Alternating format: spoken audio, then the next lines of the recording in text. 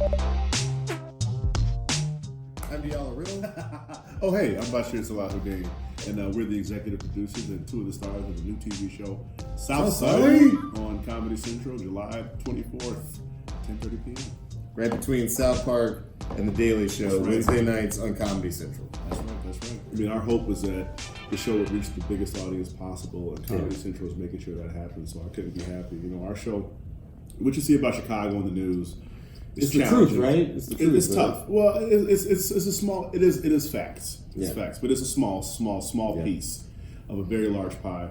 And we think we're going to show you the rest of the pie on our show, because our city is not just one of challenges. It's also a city of love and laughter and joy. You have people in there, all walks of life, all economic strata, who all look out for each other, take care of each other, and will treat you like family. They meet you 2 seconds. They meet you, and 2 seconds later you're at their house eating dinner.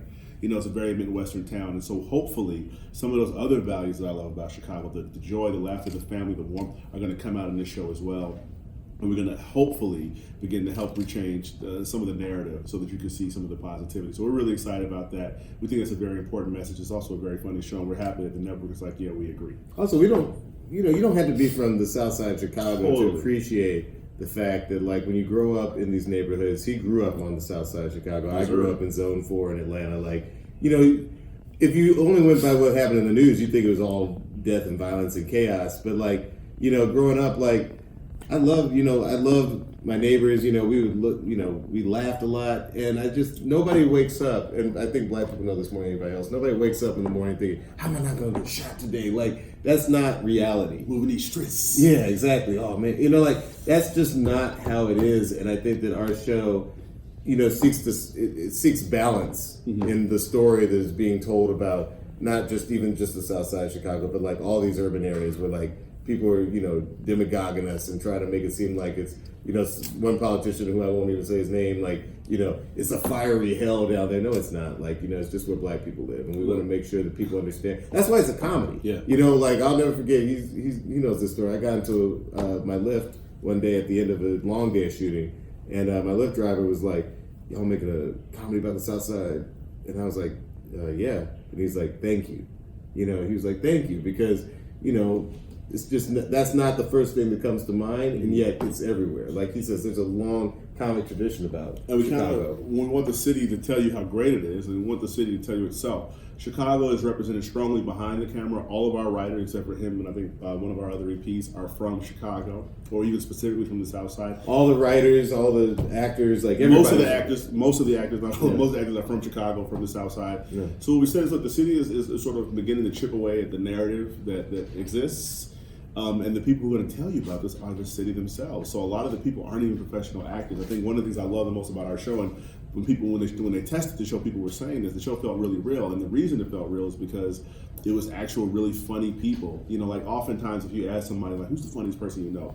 They might say a comedian, but a lot of times, like, no, my boy from back home I went to high school is the funniest dude I ever met, or like my auntie can make the whole family laugh.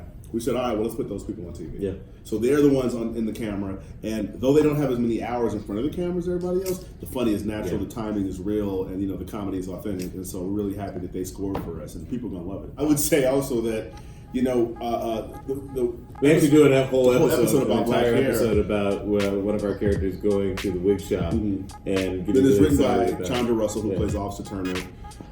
And I love that this episode about black hair is written by a black woman, and it's like how her and her girls talk about black hair and talk about the issues around it that were pushed forward in this episode, and the authenticity couldn't be higher. And I was totally informed, and as a guy I was watching in business, I was like, I could never have thought of that. Yeah.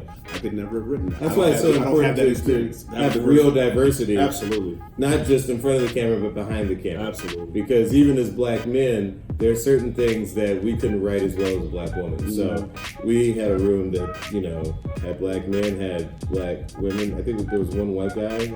He was like the Bloods of Bloods. Yeah, that's true. Actually, there were two, because I was thinking about Ben. Oh, yeah. One of our writers. So we had some diversity. Yeah, we had a couple of white faces in there. Make sure we cover everything. I mean, Chirac was a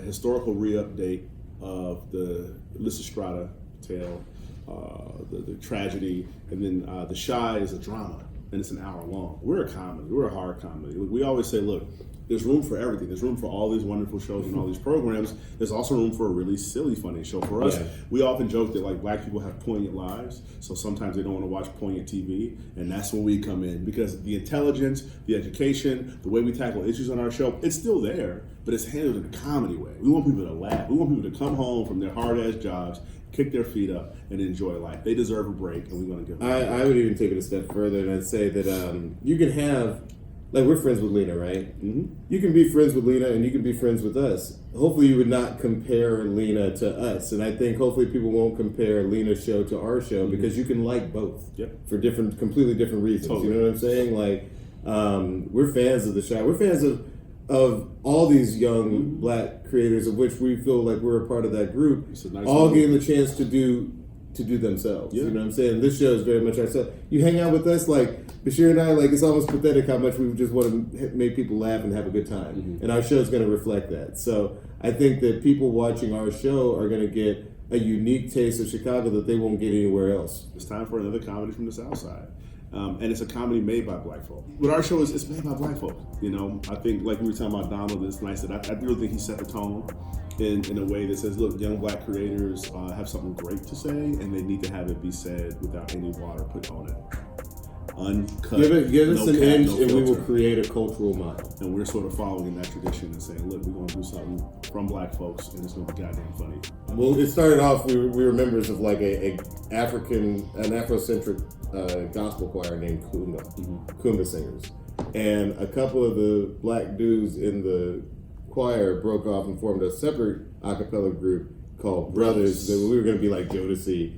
And we wore like the matching sweaters. We believed in ourselves. We had crimson sweaters on, and like if you had a coffee shop and it was open at 8 p.m., we were probably going to ask if we could sing there. We had fake vinyl black jackets. Remember that? Yeah. Oh, it's terrible. Oh man, but we were harmonizing, and me and this dude struck up a rapport because we liked a lot of the same stuff. Like we like Coming to America, and we like The Muppet Show and Pee-wee's Big Adventure, and so all like the Mel Brooks movies. Yeah, like we had a shared interest in comedy and making people laugh. And by the way, we didn't pursue anything like what we ended up doing in life in college. We met a couple of years after college when we were both living in Los Angeles, and we were both members of separate sketch groups.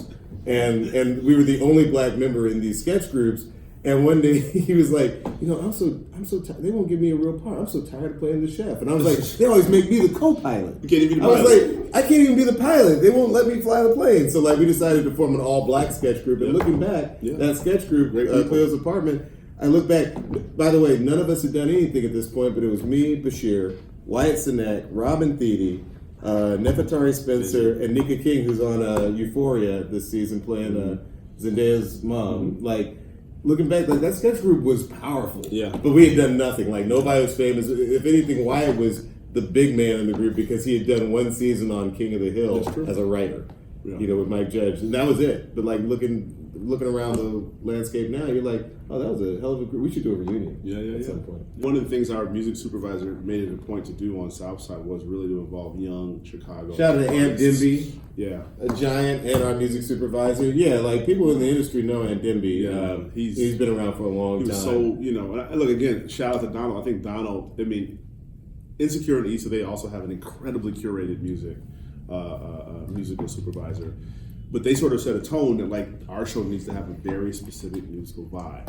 And so we kind of follow in that tradition. And when our music supervisor the same way, he was like, this show can't sound like Atlanta, it can't sound like Insecure, it's got to sound like Southside. And so he really worked hard to make sure we have some great underground artists, some great Chicago artists coming through. We also have a lot of classic Chicago music. I grew up with house music. Shout out to Mr. Finale. A lot of house music on the show. A lot of local cats. If you're from Chicago, you're going to feel like, this is my soundtrack. This is, and if you're not, you're like, this is very specific and it goes hard. We got a whole conversation about G Herbo on the show. You know what I'm saying? We got a whole conversation about let's just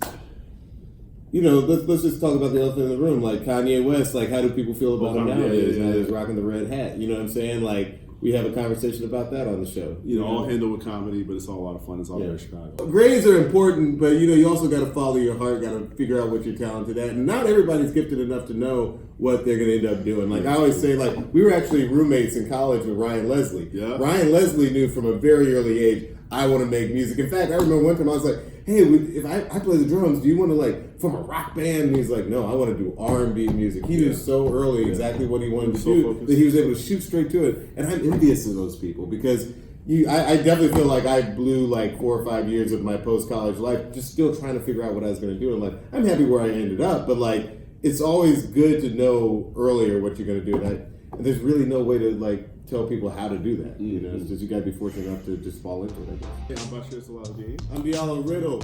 Southside on Comedy Central comes out July 24th at 10:30. The Southside of Chicago is coming, and we're going to make you laugh. We want to thank the source for giving us an opportunity to talk about the show.